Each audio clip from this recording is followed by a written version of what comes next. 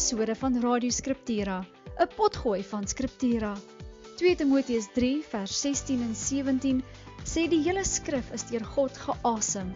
Die woord van God is voldoende om ons te onderrig in die waarheid, dwaling te bestry, verkeerdhede reg te stel en 'n regte leefstyl by ons te kweek.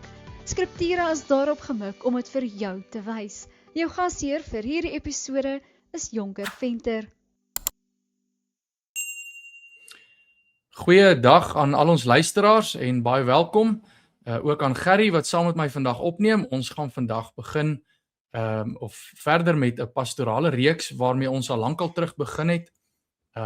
Ek het sommer vinnig op ons webtuiste gaan kyk op scriptura.co.za. Hierdie pastorale reeks het ek al episodes raak gelees van in 2019 af, so dis 'n baie mooi reeks wat ons so tussen deur al ons episodes opneem en ons is vandag besig met 'n nuwe episode daarvan waar ons bietjie wil gesels oor bejaardheid, ons bejaardes in ons gemeenskappe en in ons verbondsgemeenskap veral en die eensaamheid wat bejaardes ook baie dikwels beleef. Ons wil graag bietjie pastorale advies gee aan ons luisteraars. Dit is nou bejaardes self wat dalk in eensaamheid al of eensaamheid beleef het of in eensaamheid verval het al en die uitdagings wat dit meebring. So ons wil spesifiek vanoggend bietjie gesels met daardie bejaardes in ons luisteraars groep, maar dan ook wil ons verder gaan kyk na die advies, die troos wat ons het uit die evangelie en dan wil ons bietjie gaan kyk na die verantwoordelikhede van ander persone of groepe mense in die geloofsgemeenskap, veral eerstens dan natuurlik die familie en dan wat die rol van die kerk daarby betrek. En om te begin dink ek ons lees 'n gedeelte uit Psalm 71. Ek gaan vir ons die eerste 13 verse lees, wat 'n lang gedeelte is, maar ek dink wanneer mense aan pastorale berading dink, dan wil mens juist troos vanuit die woord bring, en dan wil veral nou vandag, waar ons praat oor eensaamheid onder bejaardes. Psalm 71 lees ek uit die ou vertaling, daar staan: by U, o Here, skuil ek. Laat my nie vir altyd beskaamd staan nie. Red my deur U geregtigheid en bevry my. Neig U oor tot my en verlos my. Wees vir my 'n rots om in te woon, om gedurig in te gaan. U wat bevel gegee het om my te verlos, want U is my rots en my bergvesting. En dan gaan hy verder vanaf vers 4. My God, red my uit die hand van die goddelose, uit die mag van hom wat onreg doen en van die geweldenaar, want U is my verwagting. Here, Here, my vertroue van my jeug af. So ons kan duidelik al hier sien, die psalmdigter is alreeds bejaarde, en ons gaan nou weer verder daarvan hoor. Op U het ek gesteun van die geboorte af, van die moederskoot af is U my bevryder. Oor U is my lof altyd deur. Ek was vir baie soos 'n wonder, maar U is my magtige toevlug. My mond is vol van U lof, die hele dag van U roem. Verwerp my nie in die tyd van die ouderdom nie. Verlaat my nie as my krag gedaan is nie.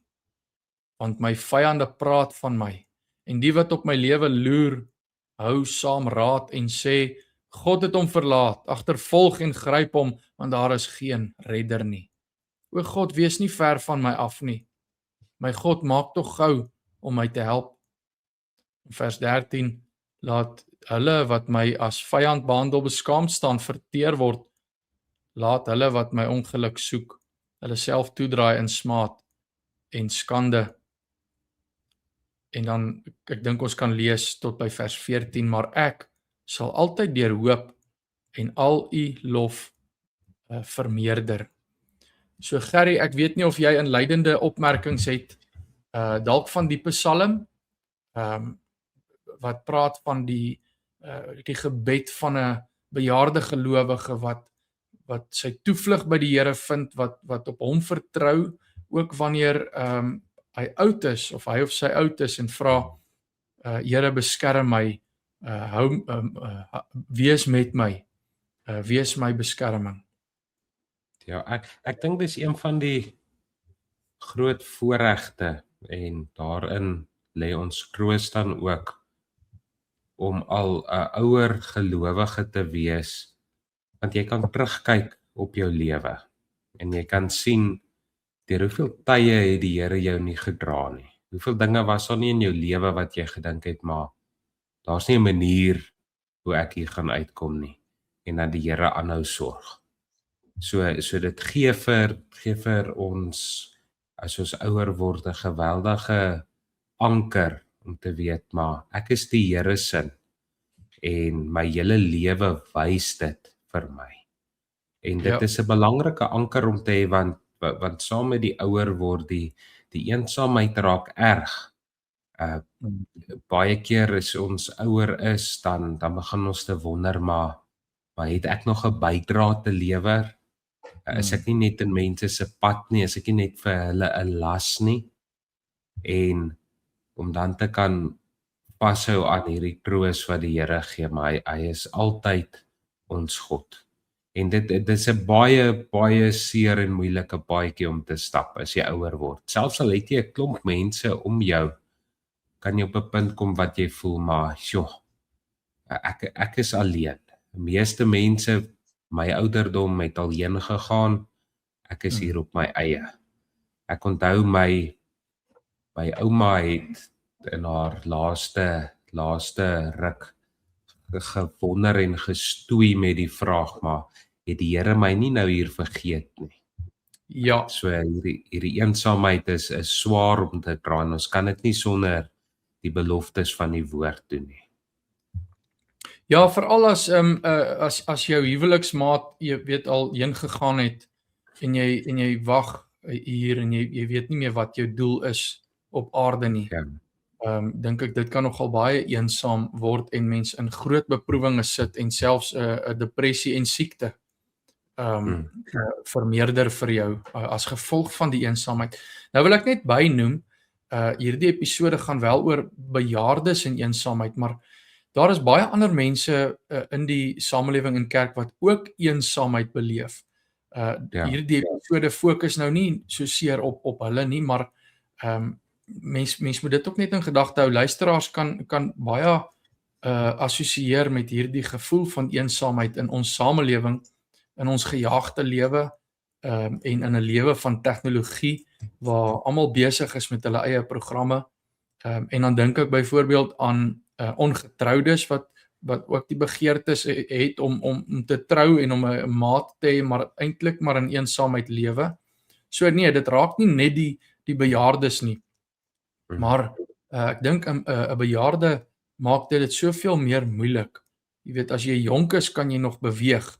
Jy kan jou kar klim, jy kan gaan jy weet, by mense of by groepe aansluit, jy kan stokperdjies beoefen. So jy het baie meer vryheid. Maar by bejaardes raak dit baie beperk en hulle word regtig ek dink dit voel partymal asof jy op 'n eiland sit en niemand hoor jou nie en jy het nie toegang tot enigiemand anders nie.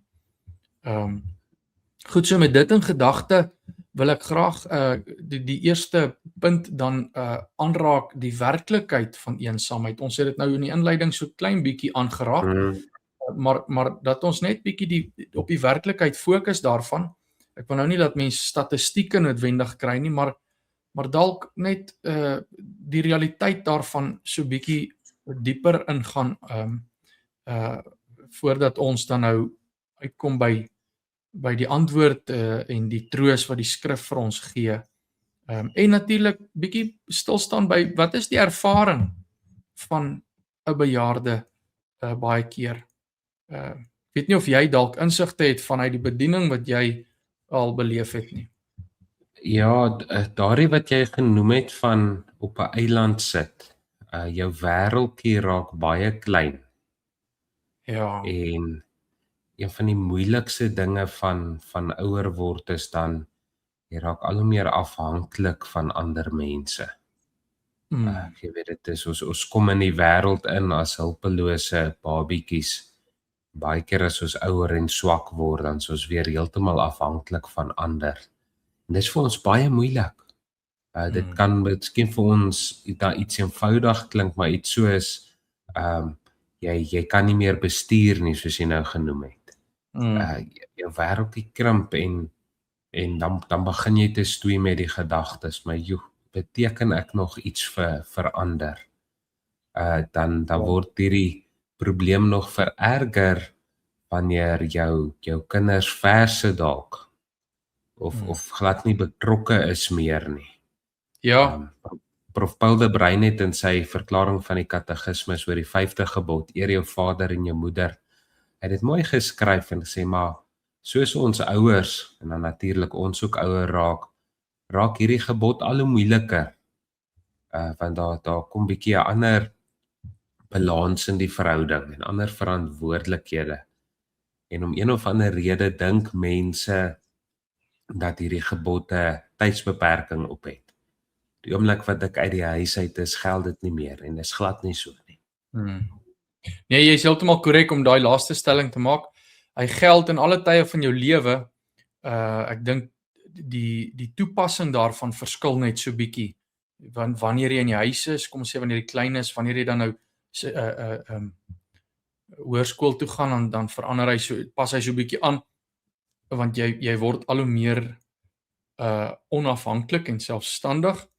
En dan uiteindelik, jy leer mos maar jou kinders om selfstandig te word, sodat hulle sonder jou kan klaarkom, en dis die hartseer van alles.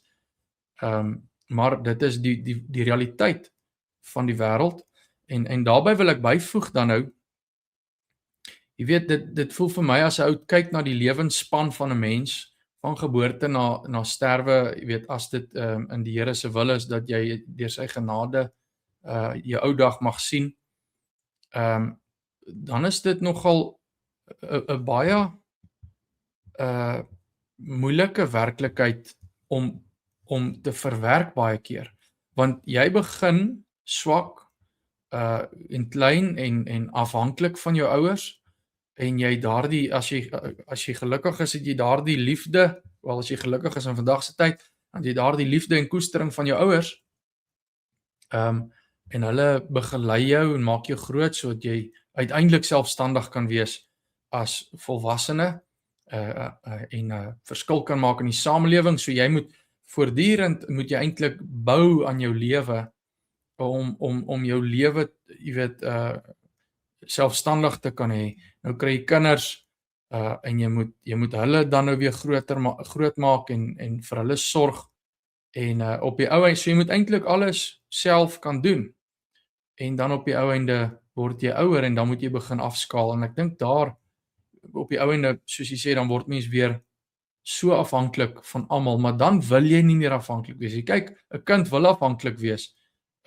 want dis lekker om by pa en ma te wees onder hulle sorg, maar jy weet, wanneer jy nou 'n leeftyd agter die rug het, dan jy gewoond geraak om vir jouself te sorg en die antwoorde te bied vir jou kinders.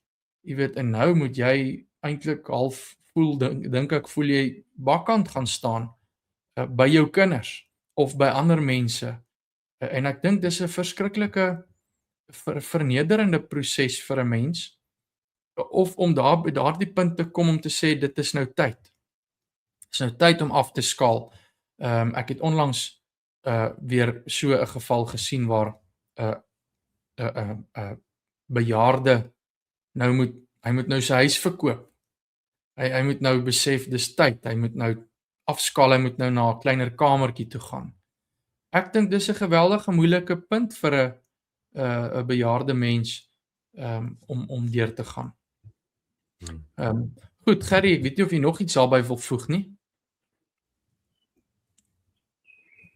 Nie nou nie, dankie. Mooi, so nee, daardie ervaring, ek dink as mens nou kan half oorbeweeg na die volgende punt toe, net die as jy nou in gedagte hou die werklikheid van daardie eensaamheid, En ons kom nou by die troos wat die evangelie bied en in God se verbondstrou wat hy ook vir ons beloof in die woord, soos ons ook dan nou gehoor het in Psalm 71 onder andere.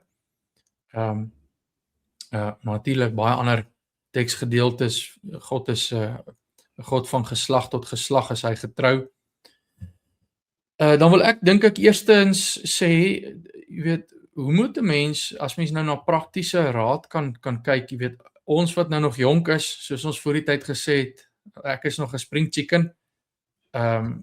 Jy weet, dis moeilik vir ons om te sê, jy weet, hoe beleef daardie bejaardes regtig daardie eensaamheid wat hulle later dalk kan insluk, nê, en hulle hele wêreld oorneem. Ons kan nie regtig onsself inleef daarin nie, hoewel ons al dalk eensaamheid ook beleef het tot 'n mate. Maar ek dink wat ek wel sien by ouer gelowiges wat al die pad gestap het, wat ek hoor by ons teksgedeelte, van my jeug af was u by my, sê hy, en dan hoop hy weer op God en hy vra hom vir sy beskerming en sy nabyheid. Wat ek by gelowige bejaardes sien, is die poging en eintlik die poging wat ons almal maar as gelowiges moet aanwend om daagliks te bekeer, nee, om daagliks die stryd te voer as pelgrim in hierdie wêreld, om deur jou denke ook vas te hou aan die beloftes van die Here eerder as aan jou omstandighede. So gaan soek basies die geleenthede wat die Here weer vir jou in hierdie nuwe lewensfase gee, gaan soek die positiewe daarin, want die Here sit jou ook nou daar, en dis nou 'n nuwe fase waarin jy gaan. So ek wil inleidend maar net dit sê, en dan dat ons dit bietjie bespreek, die troos van die evangelie in God se verbondstrou. Enige reaksie van jou kant af? Man, dit is vashou aan die doopbeloftes. Dit is opmerklik, die troos wat ons het. Die Here wat sy beloftes, die beloftes van die evangelie aan ons geteken het met ons doop.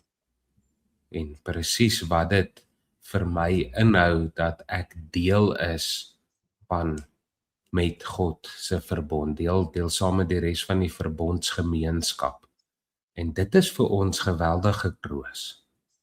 Dit is waaraan ons onsself moet herinner. Ek sal in lewe en in sterwe God se eiendom vir altyd wees. Want hy het so gesê. Die uitdaging baie keer wat saam met ons eensaamheid en alleenheid kom is ons gedagtes skryf vrye teels en ons dink baie oor dinge, en dan kom die duiwel ook nog tussendeur en plant 'n klomp onwaar gedagtes in ons koppe, so dit vra van ons 'n vorm van dissipline om onsself te herinner aan God se beloftes. Die gemeente waar ek net 'n laaste dingetjie, gemeente waar ek begin het, was daar 'n ouderling gewees en hy het dit weer by 'n ander oom gehoor wat gepraat het van ons het die roeping, die verantwoordelikheid om deur ons lewe geestelike kapitaal op te bou. Want daar kom tye wat ons groot onttrekkings moet maak. Maar dis mooi, né? Mooi beeld. Ja, so deel van ons troos lê in ons voorbereiding vir ons ou dag. Ja. Om seker te maak ek gebruik die geleenthede wat ek het. Dit is dalk vir my nou iets alledaags. Ek kan Sondag in die erediens kom. Daar kom 'n tyd wanneer dit nie so gaan wees nie. Korrek. Vir my dalk iets alledaags. Ek tel my Bybel op of ek maak die toepassing op my foon oop en ek lees die Bybel. Daar gaan dalk 'n tyd kom wat ek nie meer kan lees nie. Ja, dis 'n mooi aansporing vir ons jonger luisteraars, né? Ja, so om onsself nou al vol met die woord te maak, die psalms te ken. Dit is een van die aangrypendste dinge om by 'n ouer lidmaat te sit wat dalk al dementia of Alzheimer's of so het en glad nie eintlik 'n idee het van wat om hulle aangaan nie. Maar wanneer die woord gelees word of wanneer 'n psalm gesing word, is hulle daar, want hulle is vol van die Here se woord. Mm. Ja, jy weet ek sit maar en dink, jy weet ons wat nou besoeke doen by bejaardes en bietjie meer sien as jy weet jy weet die gemiddelde mens. Jy sien nogal baie agteruitgang, né? En beperkings soos ons aan die begin gesê het. Jy weet ek is nou die dag daar by 'n ouethuis om te open en jy weet na dit geopen het, kom die mense, hulle gaan nou eet en ons is dankbaar ook vir die versorgers daarvan. En die tannie val. Ek bedoel sy val net daar op die grond neer en ek bedoel sy kon iets gebreek het, nê. En so maklik breek hulle jy weet bene in hulle liggaam. Die liggaam is verouderd. Daar's beperkings finansiëel.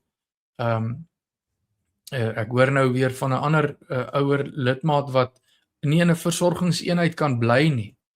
Want dit is net eenvoudig te duur. So nou as jy gelukkig is, het jy nog 'n huweliksmaat wat jou kan versorg. Maar wat ook self sukkel met ouderdom en siekte en agteruitgang.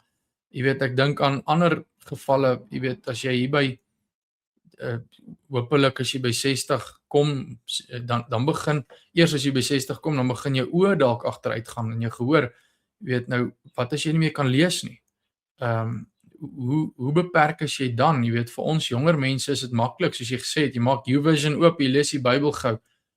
Ons vat dit as vanselfsprekend dat kennis en inligting altyd bekombaar gaan wees.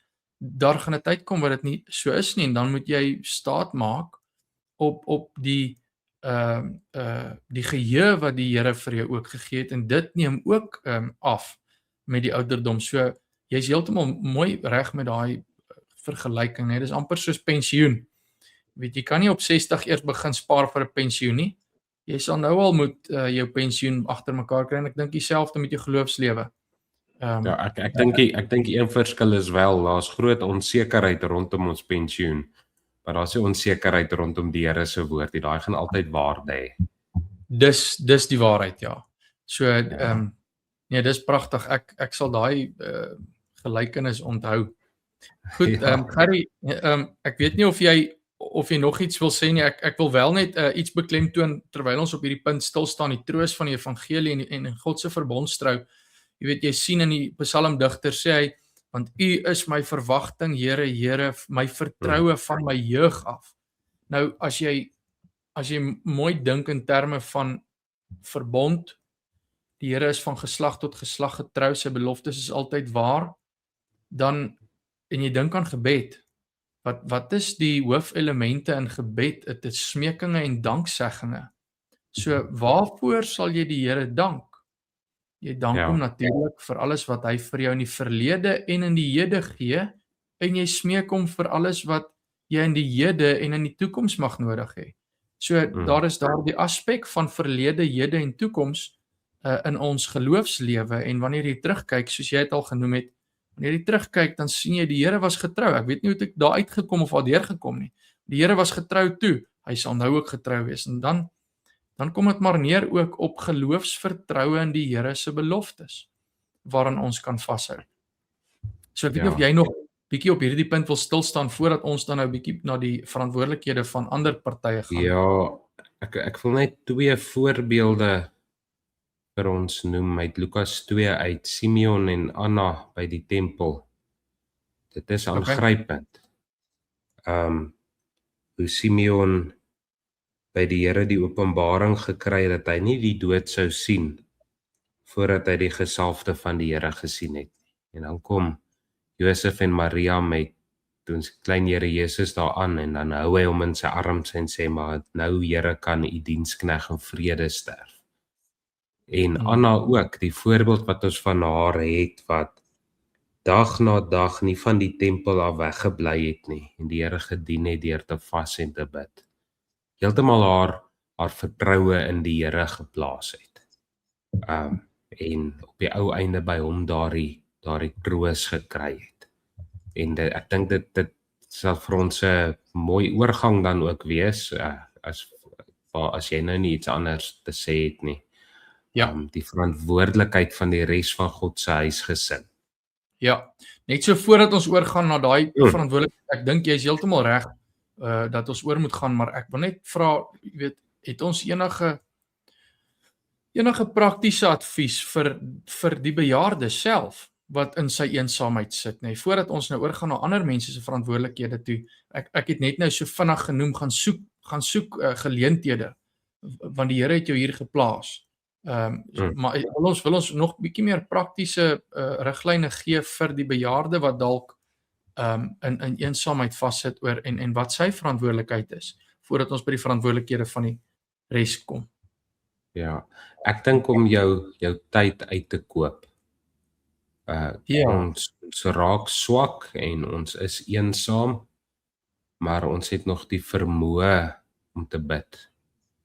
En gebede dra gelowiges. Nie net gebede vir jouself nie, maar vir jou naby mense en vir die Here se kerk. So daar's in die wêreld hierdie idee van ek tree nou af, so ek hou nou op. Gelowiges tree nie geloof af nie. Die feit dat ons nog hier is, beteken die Here gebruik ons.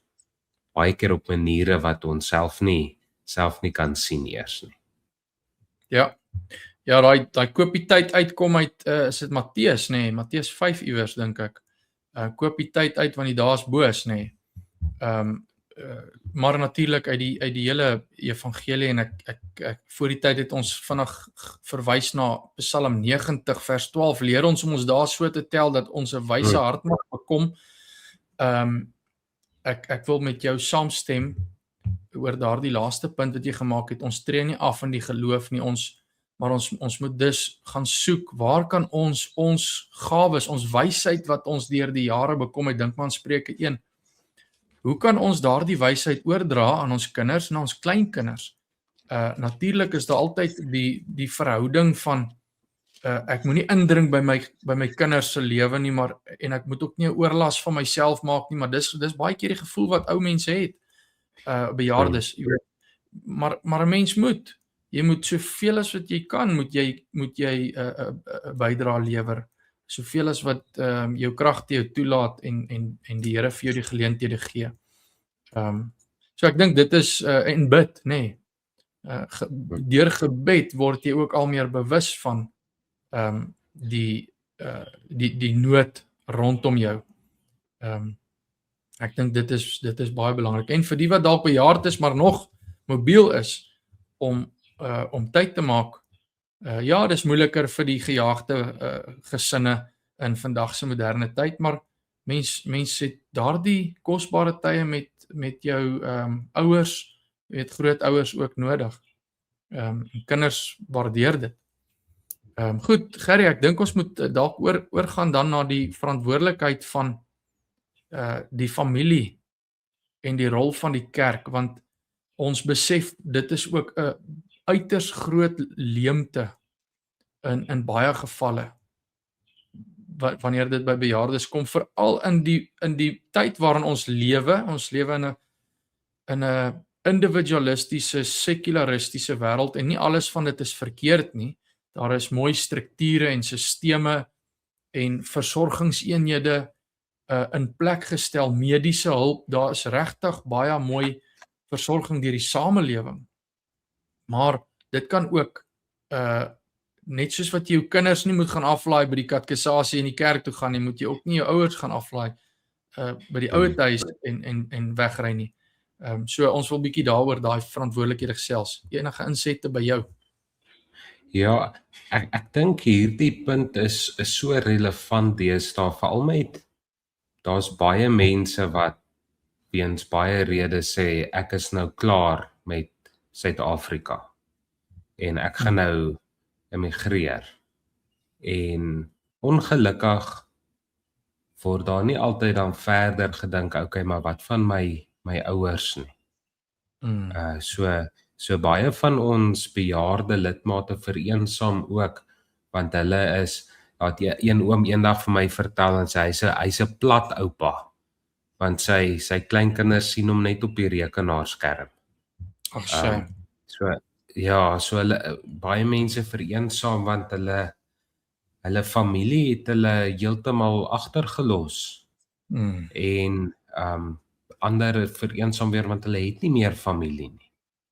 En daar is 1 Timoteus 5 nogal duidelik oor die groot verantwoordelikheid wat die familie het. Natuurlik wat die kerk het ook, versorg die weduwees wat werklik weduwees is, maar die ander, die familie het 'n verantwoordelikheid om te sorg. En dit gaan nie net oor gee 'n paar rand sodat ons vir ouma en oupa daar op 'n afstand kan hou nie.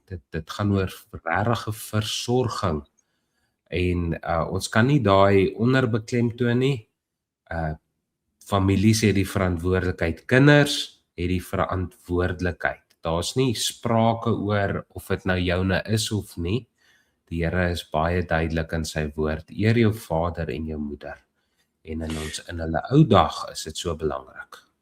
Ja, ek dink Gerry, wat dit vir mense bietjie moeilik maak in die dag waarin ons lewe is jy het 2 broodwinners nodig in die huis. Jy het 'n wêreld waarin jy 'n vaste werk het met vaste tye en dan het jy sulke versorgingseenhede wat jou ouers baie keer beter kan help as wat jy hulle kan help.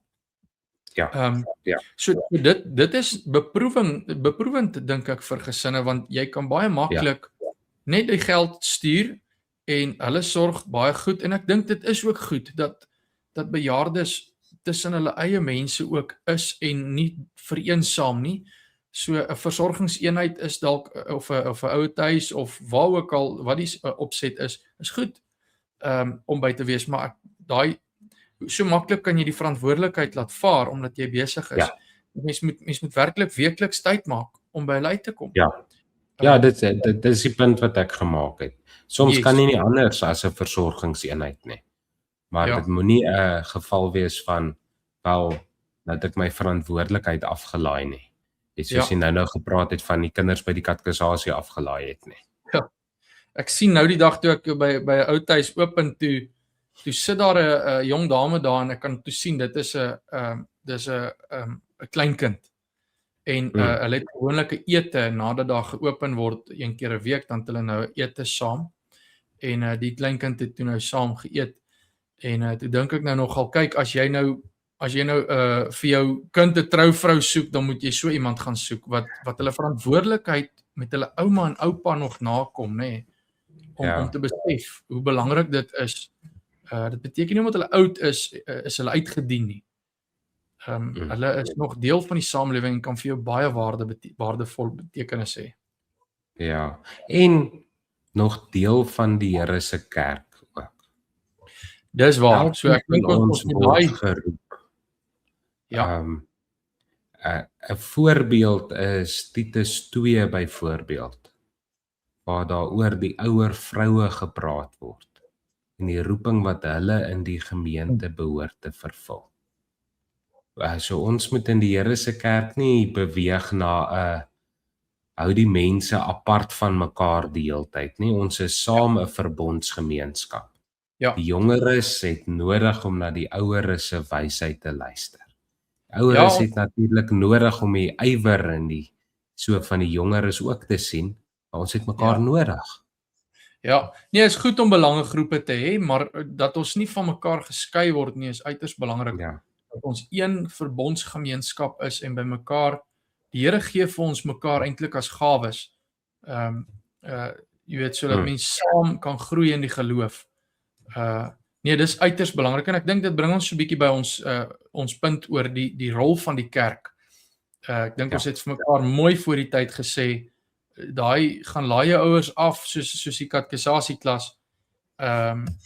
Dit kan baie maklik ook gebeur in die geval van die kerk, waar die ouers, waar die kinders of die lidmate sê ons moet vir die bejaardes sorg, maar die familie hoef nie hulle verantwoordelikhede na te kom nie.